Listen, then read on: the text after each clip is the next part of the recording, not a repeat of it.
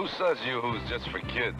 Yoo-hoo's for anyone who likes a delicious chocolate drink made with nourishing low-fat milk. Get Yoo-hoo from Iroquois Brands.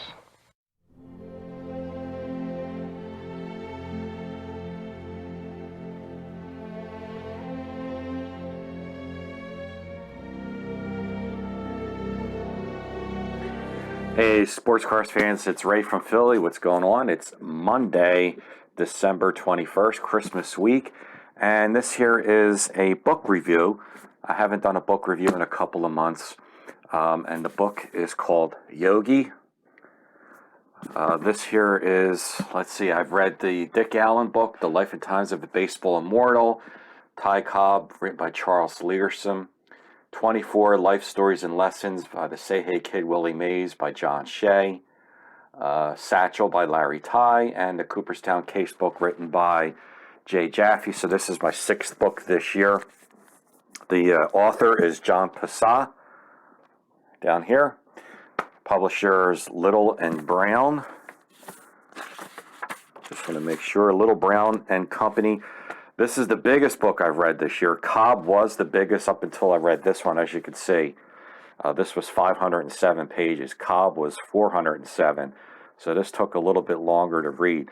I definitely, of the 6 books I've read so far this year, I have this second with Cobb still reigning in at number 1. But this was a great book.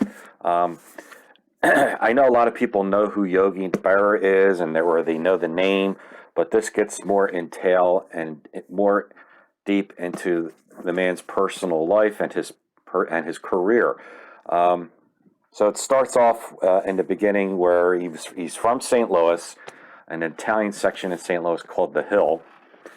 He grew up, his best friend was Joe Garagiola, who lived directly right across the street from him. They grew up together. They were both catchers, and they were best friends to the end of their lives. They grew up together and were best friends. So at that time, Garagiola and Berra tried out. They had open tryouts back in the day, where you would see an ad in the paper or so forth like that, for the St. Louis Browns and the Cardinals. Well, Yogi grew up with 3 older brothers, and they were all better than him at baseball, but the father was against them playing baseball. They had to go out and get a job to support the house, and so Yogi was the last shot at any one of the boys trying to make it in playing baseball. So all his brothers would work overtime and extra shifts so that Yogi wouldn't have to work. Yogi was out of school by 8th grade, just didn't go to school, didn't really take school too well. His father wanted him to go to work right away, but his brothers would work extra shifts and hours so that Yogi could focus on playing baseball. So he gets the tryout. The Browns offer him a contract with no money. The Cardinals offer him a contract with a $250 signing bonus, where they offer Joe Garagiola a $500 signing bonus, which was pretty good back in that day. We're talking in the early 40s. So Berra couldn't go back home to his father and show a $250 signing bonus, or else his father would say you have to go back to work, or go to work. So his brothers talked his father into him continuing to try to play baseball. So he came home after the tryouts with the Cardinals and went to play American Legion. That's where someone from the Yankees then discovered Yogi and contacted the GM then, George Weiss, and said, look, he wants $500. Give him what he wants. I think this kid's going to be a great hitter, and he's going to be an attribute to this team in the future. So they were signing him. He was going to be with the Yankees. Then he gets drafted into World War II, and he was in the Navy. He served the last 13 months over there during World War II. He was in the invasion of Normandy, which was the biggest invasion in the history of that war. He was in the Navy, and it's really cool when they get into detail about the part where he was in the military. He was assigned a top secret mission, believe it or not. He was on something called rocket boats, which were 36 feet long, and there was 6 men to a boat, and their job was to get within 300 yards of the shore and load these bombs off of the rocket boats and shoot anything that you saw move on shore and launch these bombs onto shore. Also, their job and part of Yogi's job was fishing out dead bodies from the ocean. And sometimes it wasn't complete bodies, it could have been parts. So this is something that he never wanted to talk about. His granddaughter even states in the book that that was something that he tried to close out in his mind. And that was very common with a lot of gentlemen back in World War II, is that's what they saw and what they experienced was not pleasant and not good. So they never talked about it for the rest of their lives. So after World War II, he then goes to the Yankees, and Casey Stengel now is taken over as manager, and Yogi is a catcher. But his catching skills is really not good, believe it or not. A guy who's considered, at least in some people's minds, the second greatest catcher of all time to next to Bench. Some even might even have him first, definitely top five. And he wasn't a good catcher whatsoever. Casey Stengel then had Bill Dickey, former Yankee great catcher, teach him how to catch. And some of the things that he had to teach him was throwing the ball to second base, where he had a curve to it because he was facing second base rather than having his left shoulder point to second. Just a lot of things Bill Dickey taught him. And Bill Dickey said once he got done training Yogi, he felt that Yogi was going to go down as one of the greatest catchers ever because he picked up very quickly and his memory was fantastic. And he can memorize pitchers and hitters' traits, their strengths, their weaknesses, and that was very important to be a catcher. So that was something that Yogi did really well. So Casey Stengel loved Yogi. So the 50s come and he's winning tons of World Series. Yogi ended up winning 10 World Series in his lifetime, more than any other player. Won 3 MVP awards. But a lot of the things that people know him for is these thing called Yogiisms. And he was treated really awfully during his career playing with the Yankees, and even after the Yankees. People looked at him as like a galoof or, not a very intelligent person. They called him the ape because of the way he looked and everything. And he shrugged it off and laughed it off. But Garagiola, who's his best friend, would say that that really bothered him. He hated that throughout his whole life, where people just looked at him as not a smart person, when actually Yogi was very smart, very intelligent. And how one way he figured he could show people that was he wanted to be a manager after his playing days and win and be successful, to show people that he was smart.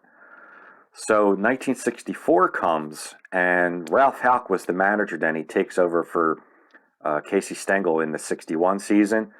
Ralph Houck, going into 64, moves upstairs to general manager, and he thinks of hiring Yogi Berra because Yogi had showed interest to one day be a manager. The reason being is because Casey was now with the Mets, and the Mets were almost outdrawing the Yankees, and the Yankees were still a great team, and the Mets were terrible at that time because they had a popular manager in Casey Stengel. They figure bring in Yogi, what more popular player than Yogi to be the manager. So 64 comes, the first half of the season, they're terrible. And they said by August, they had already made up their mind they were going to fire him at the end of the season. Second half of the season, they take off, and he wins the pennant and gets to the World Series against the Cardinals, which they end up losing.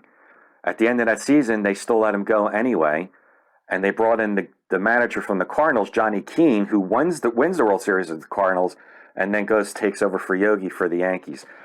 After that, he goes with the Mets because Casey Stengel then brings him on to be a coach, wins a World Series as a coach with the Mets in 69, then wins as a manager, wins a pennant in 73 with the Mets because Gil Hodges passed away. He takes over for the Mets, wins a pennant there as a manager.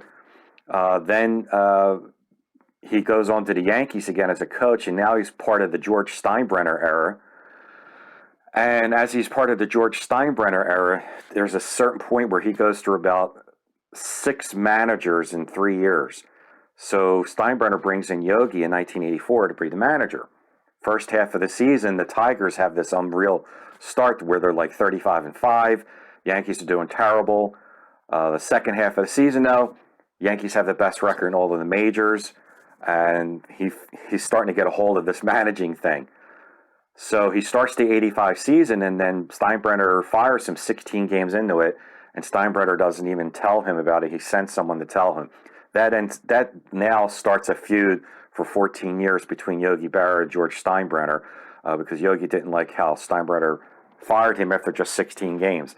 So that lasted 14 years from 85 to 99. They then start the Yogi Berra Museum and Learning Center in North Jersey, where Steinbrenner goes to the museum, apologizes to Yogi. During that time, Yogi never even steps foot into Yankee Stadium for any old-timers games or retirement of anybody's numbers or anything like that, because he was just that angry with George Steinbrenner. And the feud ends in 99. They become friends, and then the end of the book is basically about, how successful he was, actually. I mean, he was an entrepreneur. Just to show you how else he was very smart, I mean, him and Phil Rizzuto in the late 50s owned successful bowling alleys. He did commercials. He was a part of the Yoo-Hoo Company, my favorite chocolate drink. Was a part owner of the Yoo-Hoo Company. Was one of the most famous commercials of all time, was this cat food commercial where he was talking to a cat, and the voice of the cat was supposed to be Whitey Ford, and then he couldn't make it, so they end up using this young unknown actor named Alan Alda, way before MASH. So he was the voice of the cat, but that commercial was one of the most popular commercials of the 60s. Yogi did very well financially. He was a good businessman, a shrewd businessman. So this guy was intelligent, he was smart. He was just funny with some of the things he came up with, he said, but he knew the game and he knew everything. So there's the book called Yogi. I would recommend it. A lot to read, though. Took me a while. It's not a quick read. And check it out. Let me know what you think if you do read it or if you already read it. There you have it, guys. I appreciate all your likes and comments. And there's my review on Yogi. The next book coming up, I'm going to be starting at the end of this week. It's a book about Ty Cobb and Tris Speaker's potential gambling and betting on games in 1926, called The Baseball Gods and Scandal. That's next. Till then, guys, I'll see you real soon. Bye-bye.